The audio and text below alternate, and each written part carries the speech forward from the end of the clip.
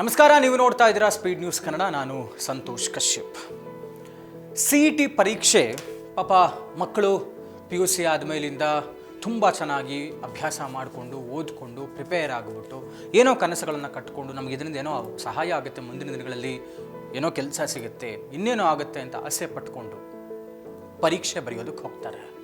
ಆದರೆ ಕೆಲವು ಕಾಲೇಜಿನಲ್ಲಿ ಎಕ್ಸಾಮಿನೇಷನ್ಗಿರುವಂಥ ಅಧಿಕಾರಿಗಳ ಒಂದು ಏನು ಹೇಳ್ತಾರೆ, ಥರ್ಡ್ ಕ್ಲಾಸ್ ಬಿಹೇವಿಯರ್ ಇದೆಯಲ್ಲ, ಥರ್ಡ್ ಕ್ಲಾಸ್ ಬಿಹೇವಿಯರ್ ಅದು ಯಾವ ಮಟ್ಟಕ್ಕೆ ಹೋಗ್ತಾ ಇದೆ ಅಂದರೆ ಪ್ರತಿ ವರ್ಷವೂ ಇದೇ ಥರದ ಒಂದು ನಡೆಗಳು ಪ್ರತಿ ಬಾರಿ ರಿಪೀಟ್ ಆಗ್ತಾ ಇದೆ.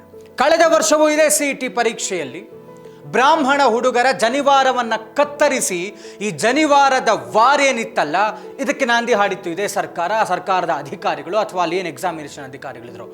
ಆವಾಗಲೂ ಕೂಡ ಇದೇ ಅಖಿಲ ಕರ್ನಾಟಕ ಬ್ರಾಹ್ಮಣ ಮಹಾಸಭಾದಿಂದ ಸಾರ್ವಜನಿಕ ಹಿತಾಸಕ್ತಿಯನ್ನು ಕೋರ್ಟ್ಗೆ ಹಾಕಲಾಗಿತ್ತು.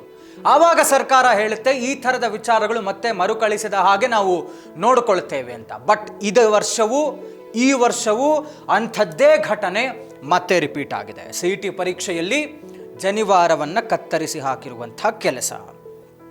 ಆನಂದ್ ಸುಧೀರ್ ರಾವ್ ಸೇರಿದಂತೆ 5ಕ್ಕೂ ಹೆಚ್ಚು ಜನ ಬ್ರಾಹ್ಮಣ ವಿದ್ಯಾರ್ಥಿಗಳ ಜನಿವಾರವನ್ನು ಕತ್ತರಿಸಿ ಎಸೆಯಲಾಗಿದೆ. ಅಂದರೆ ಅವರುಗಳ ಧಾರ್ಮಿಕ ಸ್ವಾತಂತ್ರ್ಯದ ಉಲ್ಲಂಘನೆ, ಅವರವರ ಧಾರ್ಮಿಕ ಆಚರಣೆ ಭಾವನೆಗಳಿಗೆ ಧಕ್ಕೆ ತರುವಂಥ ಕೆಲಸಕ್ಕೆ ಈ ಅಧಿಕಾರಿಗಳು ಮುಂದಾಗಿದ್ದಾರೆ. ಇವರು ಯಾರ ಆ ಒಂದು ಹಕ್ಕನ್ನು, ರೈಟ್ಸನ್ನು ಕೊಟ್ಟರು ಅನ್ನುವಂಥದ್ದು ನಮ್ಮ ಪ್ರಶ್ನೆ. ಯಾಕೆ ಸ್ವಾಮಿ?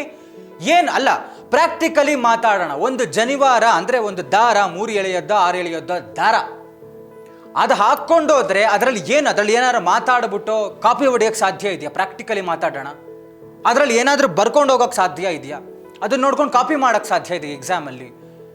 ಏನಕ್ಕೆ ಮಾಡೋಕ್ಕೆ ಹೊರಟಿದ್ದಾರೆ ನೀವು? ಜನಿವಾರವನ್ನು ಕತ್ತರಿಸೋ ಕೆಲಸನ ಅದನ್ನೇನೋ ಹಿಂಗೆ ಮುಟ್ಟು ನೋಡ್ತಿರಂತೆ, ಶರ್ಟಲ್ಲಿ ಇದೆಯಾ ಅಂತ ನೋಡ್ತಿರಂತೆ, ಕತ್ರಿ ಹಾಕಿ ಕಟ್ ಮಾಡ್ತಿರಂತೆ. ಯಾಕೆ ಸ್ವಾಮಿ? ಇದೇ ಅನ್ಯ ಧರ್ಮದವ್ರಿಗೆ ಮುಟ್ಟಿ ನೋಡೋಣ ನಿಮಗೆ ತಾಕತ್ತಿದ್ರೆ. ಹಿಜಾಬ್ ಇರಲಿ, ಬುರ್ಕಾ ಇರಲಿ ಹಾಕೊಂಡ್ಬಂದು ಬರೀತಾರಲ್ಲ, ಎಷ್ಟು ಜನ ಬರ್ದಿರೋ ತೋರಿಸ್ಲಾ ನಾನು ನಿಮಗೆ? ಅವರುಗಳ ಬುರ್ಕಾ ಮುಟ್ಟಕ್ಕೆ ತಾಕತ್ತಿದೆಯಾ ನಿಮಗೆ? ಕಿತ್ತೆಸಿರಿ ನೋಡೋಣ ಅದನ್ನ. ಯಾಕೆ ವೈ ಓನ್ಲಿ ಜನಿವಾರ? ಏನು ಸ್ವಾಮಿ ನಿಮಗೆ ಕಷ್ಟ? ಬ್ರಾಹ್ಮಣರು ಹುಡುಗರು ಬಂದು ಬರೆದ್ಬಿಟ್ರೆ ಗೆದ್ದುಬಿಟ್ರೆ ಅಂತನ, ಒಳ್ಳೆ ಮಾರ್ಕ್ಸ್ ತೆಗೆದುಬಿಟ್ರೆ ಅವ್ರಿಗೆ ಒಳ್ಳೆ ಅವಕಾಶ ಸಿಕ್ಬಿಡುತ್ತೆ ಅಂತ ನಿಮ್ಗೆ ಏನಾರು ಹೊಟ್ಟೆ ಊರಿನ? ಯಾಕೆ ಈ ಥರ ಮಾಡ್ತಾ ಇದ್ದೀರಾ ನೀವು? ಇದನ್ನು ಬಹಳ ತೀವ್ರವಾಗಿ ಖಂಡಿಸ್ತಾ ಇದ್ದಾರೆ ಬ್ರಾಹ್ಮಣ ಮಹಾಸಭಾದವರು. ಈಗಾಗಲೇ ಅದು ಮುಖ್ಯಮಂತ್ರಿಗಳ ಅಂಗಳವನ್ನು ತಲುಪಿದೆ. ಮುಖ್ಯಮಂತ್ರಿಗಳಿಗೆ ದೂರು ನೀಡಿದ್ದಾರೆ. ಏನು ಈ ಒಂದು ಕಾಲೇಜಿನಲ್ಲಿ ಜನಿವಾರವನ್ನು ಕತ್ತರಿಸಲಾಯಿತು, ಆ ಕಾಲೇಜಿನ ಪರವಾನಗಿಯನ್ನು ರದ್ದು ಮಾಡಿ ಅವರುಗಳಿಗೆ 25 ಲಕ್ಷ ರೂಪಾಯಿ ದಂಡವನ್ನು ಹಾಕಿ ಅಂತೆಲ್ಲ ಹೇಳ್ತಾ ಇದ್ದಾರೆ. ಕಳೆದ ವರ್ಷವೂ ಈ ಘಟನೆ ಮರುಕಳಿಸೋದಿಲ್ಲ ಅಂತ ಹೇಳಿದರು. ಬಟ್ ಸ್ಟಿಲ್ ಮತ್ತೆ ಅದಾಗಿದೆ. ಎಷ್ಟು ಮಕ್ಕಳ ಪೇರೆಂಟ್ಸ್ಗಳ ಪೋಷಕರ ಭಾವನೆಗಳಿಗೆ ಧಕ್ಕೆ ತರುವಂಥ ಕೆಲಸವನ್ನು ಮಾಡ್ತೀರಾ ಈ ಸರ್ಕಾರದವರು ಅಂತ ನಮಗೆ ಗೊತ್ತಾಗ್ತಾ ಇಲ್ಲ. ಬಟ್ ಇದು ಯಾವ ಹಂತಕ್ಕೆ ಹೋಗಿ ನಿಲ್ಲುತ್ತೆ ಅನ್ನುವಂಥದ್ದನ್ನು ಕಾದು ನೋಡಬೇಕು.